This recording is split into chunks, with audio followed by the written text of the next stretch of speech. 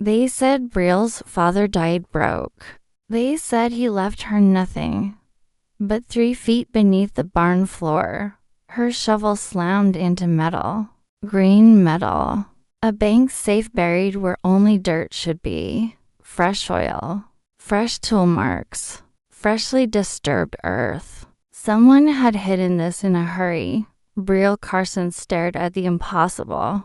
Her father had been dead for 3 days, leaving behind debts, bad decisions, and a ranch the lawyer insisted was worthless. But the barn wasn't falling apart like the lawyer claimed. New bolts, new beams, a tractor far newer than anything her father ever owned. Someone had been pouring money into this place. Briel brushed dirt off the steel safe. 3 polished combination locks.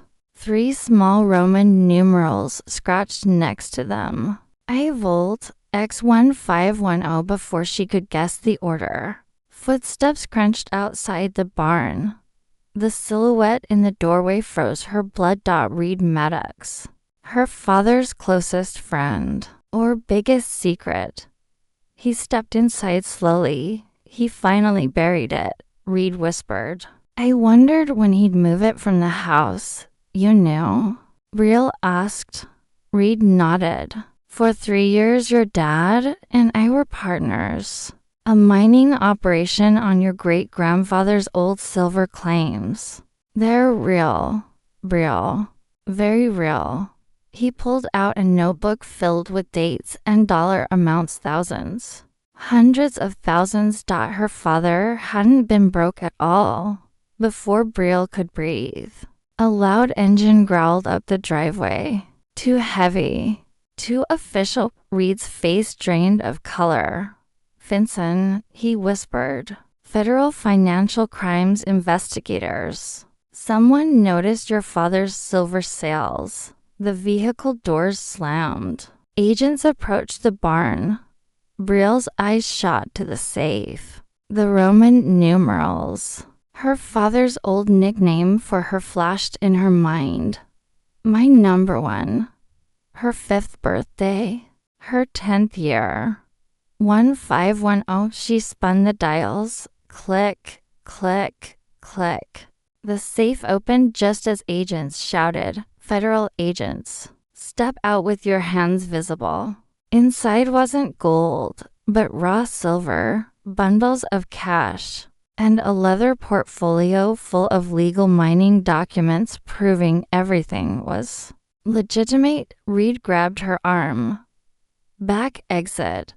Now, they escaped through loose boards behind the barn as agents swarmed. Inside, hours later, in Reed's hidden underground storage room, Briel spread out the documents. What she found changed everything.